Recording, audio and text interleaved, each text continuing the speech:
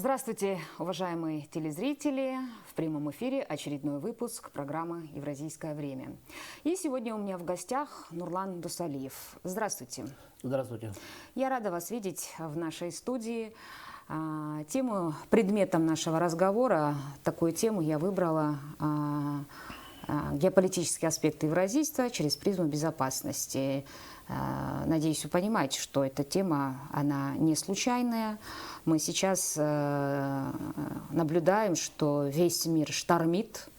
Далеко не будем ходить, вся ситуация на Ближнем Востоке нас всех застала врасплох. То есть даже это случилось нежданно-негаданно.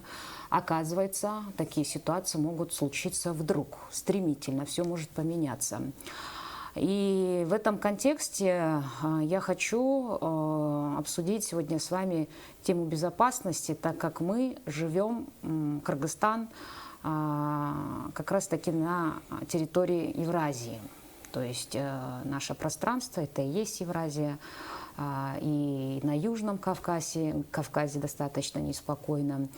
Давайте об этом и не только поговорим в сегодняшней нашей программе. Мир штормит, ситуация нестабильная, где-то взрывоопасная. Вот с таким набором событий мы входим в новый 2025 год. И мы будем смотреть, что будет дальше. И кто информирован, тот, как говорится, вооружен. Нурлан Мырза, вам слово. А дальше мы будем конкретизировать какие-то детали. Да, спасибо вам большое, Зарина. Значит, вне всякого сомнения, проблема безопасности сейчас выходит на первый план во всем мире. И вы не случайно акцентировали, что Кыргызстан, как участник ЕАЭС, да, Евразийское экономическое сообщество, у нас есть свои обязательства перед своими партнерами, мы входим в это сообщество, и, естественно, мы в первую очередь, конечно же, должны соблюдать те стандарты безопасности, да, которые соблюдаются, те мероприятия, которые принимаются странами-участниками для обеспечения военной безопасности, для обеспечения в антитеррористической сфере и так далее. Вне всякого сомнения, да, вы правильно говорите, мир штормит, и, на мой взгляд, конечно же, главный акцент – это вот специальная военная операция, которая проводится вооруженными силами Российской Федерации на территории Украины. Это второй акцент, мощнейший, это Сирия, то, что вы упомянули, безусловно. Это вот недавний обмен ударами, ракетными ударами между Израилем и Ираном. Да? Вот. Это и вот эти вот продолжающиеся, значит, факторы, сопровождающие вот эти вот очаги нестабильности во всем регионе Ближнего Востока, да, или Западной Азии, вот, как кому угодно. Значит, и, несомненно же, это вот Афганистан, да, наш ближайший сосед по региону. Ну и уже дальше мы уже идем, переходим в Азиатско-Тихоокеанский регион. На Южном Кавказе неспокойно. Да. И Южный Кавказ совершенно правильно. Вот, значит, это Южный Кавказ, это вообще это ближняя зона, это вот я как раз хотел к этому подойти. А вот заканчивая вот эту тему первого эшелона, внешней зоны, да, это вот Азиатско-Тихоокеанский регион, где тоже свои непростые процессы складываются, вот, с применением крупных силовых блоков и так далее. Вот. Ближайшее же наше окружение, нашего евразийского пространства, да, о чем мы должны говорить, что наряду с чисто проблемами военного характера, да, практически все наши страны-участники ЕС, сталкиваются с угрозой. И не терроризма. Только страны-участники, да, ЕС. Евразийское пространство – это не только страны пятерки, которые входят, там Россия, Казахстан, Беларусь, Армения, Кыргызстан. Это намного больше. Страны, да, в том числе, конечно же, это все страны СНГ. Обязательно, да, мы об этом говорим, вы совершенно правильно подметили. Вот, это все страны СНГ. Вот, то есть наша сфера намного больше. И это накладывает свой отпечаток вот на те требования, да, которые вот встают перед всеми нами, перед республиками бывшего Советского Союза, вот так будем говорить, более масштабно, более шире. Постсоветское пространство. Да, да, вот эти все проблемы безопасности, которые связаны непосредственно с обеспечением безопасности, и как в военной сфере, так и в сфере борьбы с терроризмом. Значит, что касается непосредственно военной сферы, здесь мы должны опять же отметить, что Кыргызстан является членом, значит, ОДКБ. Организация договора коллективной безопасности. И не случайно на следующий год, 25-й год, вы совершенно правильно отметили, он такой непростой год, и это в этом году Кыргызстан будет председательствовать в ОДКБ. Да? В 25-м году. Да, в 25-м году. И, наверное, есть смысл нам озаботиться, да, вот этими вещами, непосредственно безопасности нашего своего региона, среднеазиатского региона, в первую очередь, да, вот. Какие это проблемы, именно в военной плоскости, кто что лежат. Во-первых, никто не сбрасывал со счетов вот эту вот угрозу возможного вторжения террористических групп, которые сейчас базируются в северных провинциях Афганистана. Да?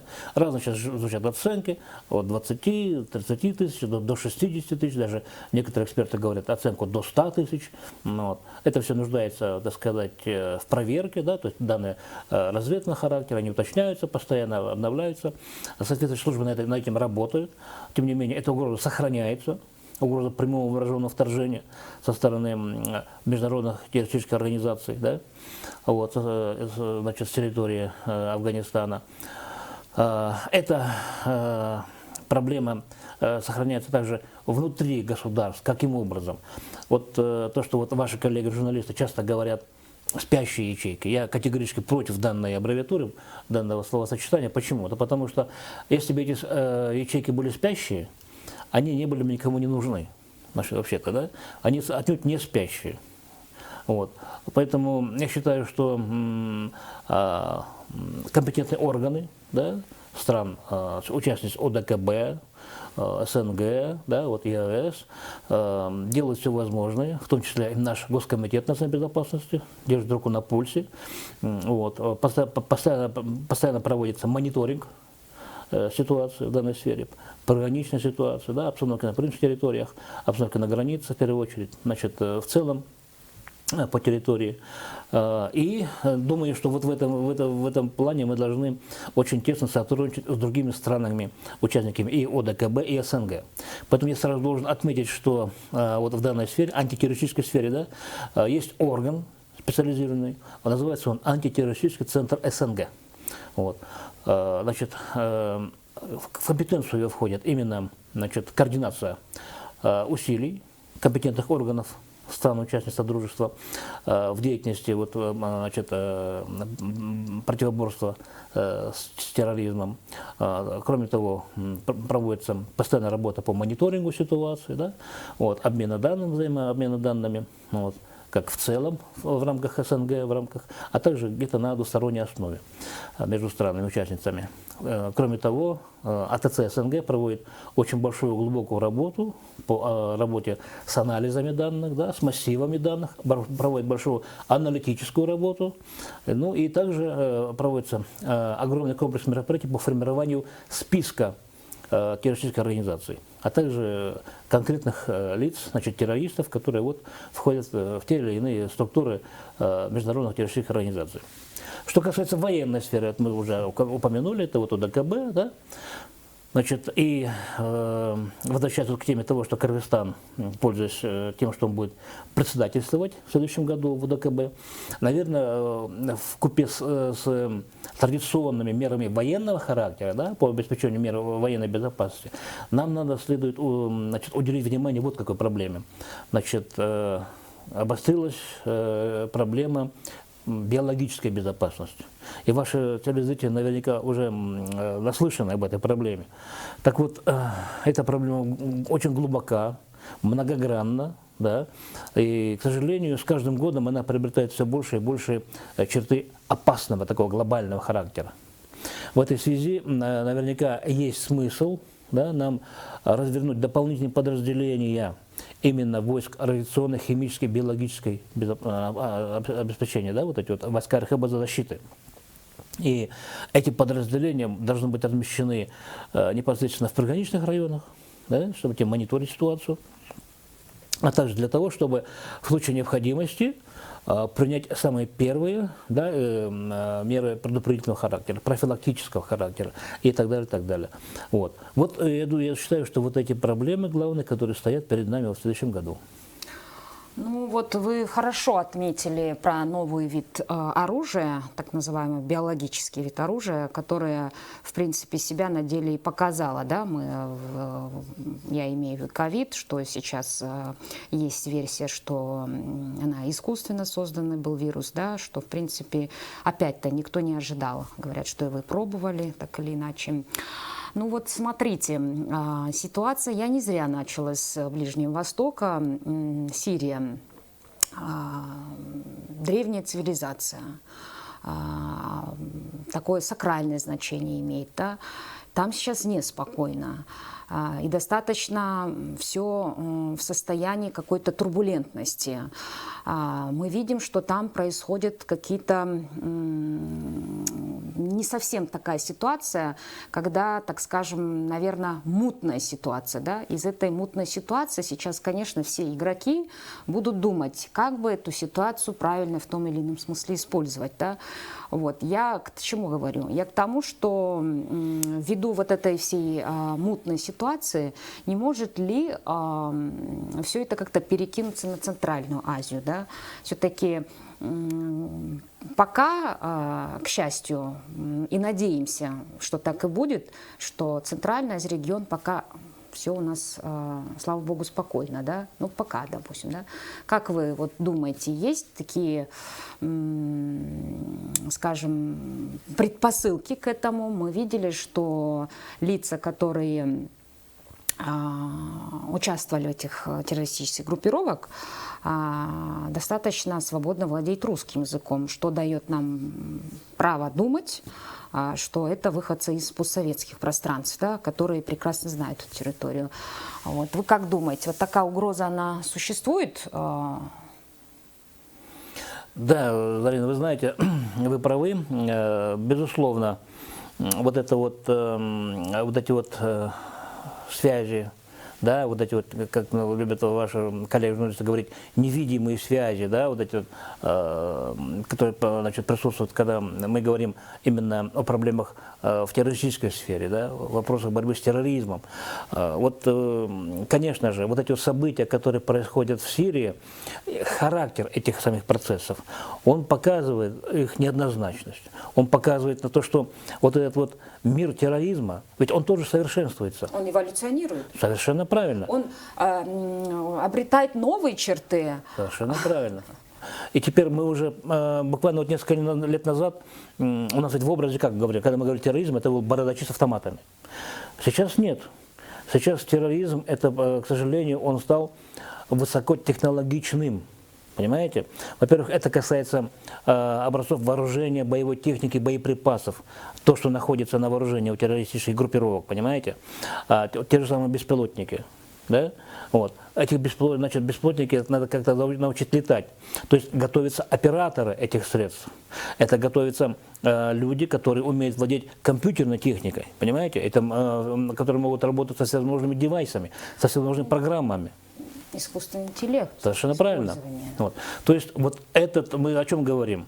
О том, что вот наряду с тем, что вот многие сферы человеческой деятельности, да, в эпоху глобализации приобретают характер технологичности, да, насыщения вот технологичными продуктами. К сожалению, эти же процессы, они идут и в мире терроризма. Поэтому в Сирии мы что наблюдаем? Что террористы, они владеют не только вот плановым стрелковым вооружением, но они, смотрите, там демонстрируется экипировка. В этой экипировке мы видим что? Мы видим наличие связи, мы видим то, что, значит, там, значит, лица, которые владеют, значит, аппаратурой для связи на дальние расстояния. Мы видим людей, которые могут поддерживать связь даже через спутники. Поэтому вопрос, а кто им, этим террористам, предоставляет эти возможности? Поэтому мы согласимся с теми экспертами, которые говорят все-таки, что без поддержки стран коллективного Запада терроризм не имел бы тех возможностей, которые имеет сейчас. Поэтому здесь вывод однозначный. Следующий аспект. Вы правильно говорите, что среди боевиков замечены лица, да, и наши компетентные органы стран нашего региона, Сталинградского региона, уже владеют этой информацией о том, что выходцы из ряда наших республик находятся в рядах, к сожалению, вот этих террористических группировок. К сожалению, есть. К сожалению, есть. В меньшей степени, чем из других республик, но, к сожалению, опять же присутствуют. Каковы каналы их поступления туда? Они самые разнообразные. От элементарной трудовой миграции, да, где-то вот там на путях каких-то вот неведомых мировых вот этих вот трафиков, да, человек поехал, допустим, в Австралию, в США, в Западную Европу, еще куда-то, вот. Там легко попадает какие-то вот эти сети вербовочные, вот. И все, вот его уже везут в горячую точку на Ближний Восток. К сожалению, вот мир, возможности мира, да, нынешнего современного мира, вот эти вот возможности трафика, возможности влияния на личность человека, возможности влияния на психологию человека, они в полной мере используются вот для набора, для рекрутинга вот этого пушечного мяса для международных террористических организаций. Поэтому мы видим, к сожалению, и выходцев из нашего региона в том числе. Но обратно, вы правильно задали вопрос, обратная связь-то какая? Обратная связь, вот, когда в сеть умышленно сливаются, да, в интернет, вот эти ролики, когда они в эпикировке стоят и говорят на языках народов Средней Азии, либо на русском языке, как вы совершенно правильно отметили, это месседж. Это, смотрите, вот мы скинули семейство Асадов, которые годами стояли у власти, то есть это угроза, прямая угроза, да? Вот. И я думаю, что на нашей стороне это правильно восприняли все эти вызовы и угрозы. Поэтому наши структуры безопасности будут соответствующим образом готовиться, будут соответствующим образом модернизировать свои усилия. Ну, есть ли достаточно, скажем, потенциала противостоять всему этому? Недавние террористические организации, как мы видим, становятся оппозицией, а уже оппозиция становится официальной властью, да, как мы видим. Вот. Я здесь хотела, вот здесь вы очень такой хороший тезис упомянули. Вот я вот этот ход ваших мыслей очень хорошо так поняла. Вообще в последние годы очень много вкладывались именно в разработку когнитивных способностей, то есть манипулирование сознанием людей. То есть практически люди сами не понимают, как они становятся частью всего этого. То есть я, на мой взгляд, ну, помимо биологического вида оружия, здесь еще оружие, где управляет когнитивными способностями человека, тем самым создавая управляемый хаос, ну, в интересах тех или иных там больших игроков, как говорится, да. Все-таки давайте мы сейчас геополитические аспекты же говорим о том, что все движется, как в шахматной доске. Вот. И вот, есть ли потенциал всему этому противостоять? Информационные технологии, конечно, сейчас идут, мы даже не успеваем осознать, как это все работает, согласитесь? И, на мой взгляд, само человечество сейчас очень в уязвимом таком положении находится. Как думаете, дети, подростки сидят на своих тиктоках, всяких рилсах и так далее, да? А это же, вы знаете же, все это также соответствующие программы подготавливаются. Есть у нас? Я вот скажу таким образом, смотрите, вы правильно упомянули про детей, да, вот это вот нашумевшая много лет назад, вот эта вот игра «Синий кит», когда дети доводили до самоубийства, это прошло практически по всем странам земного шара, в том числе, к сожалению, были отмечены случаи суицида среди детей и подростков у нас в Кыргызстане, между прочим. Это вот вам один маленький пример того, как вот мировые вот эти вот информационные технологии задействованы именно по негативному воздействию на когнитивные возможности человека. Вот они работают. Поэтому, когда мы видим вербовочный вот такой контент, да, когда человека именно, во-первых, надо отметить, на религиозной почве, человеку идет обработка его, умело подаются вот эти вот всевозможные материалы. А ведь как у нас устроено? Вот давайте как раз мы скажем открыто. Человек, вот допустим, в религиозную сферу мы возьмем, да, мы живем в мусульманском регионе, человек у нас очень редко берет в руки Коран, человек очень редко берет книгу хадисов, да, настоящих вот, источников знаний исламских, он редко открывает книгу. Потому что это трудно, это надо затратить время, усилия. Гораздо проще взять, почитать готовый материал в интернете. Или вот открыл телефон и набрался знаний. Информацию. Совершенно правильно, да. Вот именно таким образом, вот именно на это и рассчитаны вот эти вот технологии, о которых вы говорите. Поэтому вот именно по этому пути и идут вот эти вот все технологии вербовочного характера, которые готовят экстремистов, террористов и так далее, так далее, так далее. К сожалению, мы от этого не свободны. Значит, что мы должны этому противопоставить? Во-первых, конечно же, это вот, я говорю, на основе тех результатов научно-практических конференций, которые проводились у нас здесь в Кыргызской республике, в том числе с привлечением зарубежных специалистов, именно в плане противостояния экстремизму в религиозной сфере. Я очень согласен с теми нашими специалистами, вот у нас в республике они есть, слава богу, да, вот, которые говорят, что в первую очередь надо понимать образование религиозное, исламское образование надо поднимать, надо объяснять людям, а что на самом деле по Корану положено, а что не положено, что можно, а что нет, что дозволено, а что запрещено. Истинные постулаты. Совершенно правильно. Вот, то есть мы должны давать нашему населению то, на чем основана главная миролюбивая политика ислама, во-первых. Во-вторых, подростки. Конечно, мы же должны оградить их от всевозможных вот этих вот деструктивных контентов, от всевозможных этих игр, которые доводят до суицида и так далее, и так далее. Я думаю, что вот в этой сфере у нас есть, конечно же, большое поле для работы. Да? Вот, у нас соответствующие структуры должны вырабатывать свою политику, четкую национальную политику информационной безопасности. Мы должны оградить различные слои нашего населения вот от этого деструктивного, да, контента, который к нам буквально обрушивается на всех нас. Ну, смотрите, у нас мало времени остается. Мы не зря вначале упомянули, что обеспокоены тем, что происходит в евразийском пространстве. Мы сейчас, Южный Кавказ очень неспокоен, да? Сейчас они выбрали нового президента Грузии. Как это может дальше обернуться? Внутри Ирана неспокойно, так скажем. Вот, и, наверное, я так думаю, здесь только жители стран Евразии должны понимать, что в совокупности, в единстве надо вот консолидировать какие-то силы. Безусловно, безусловно.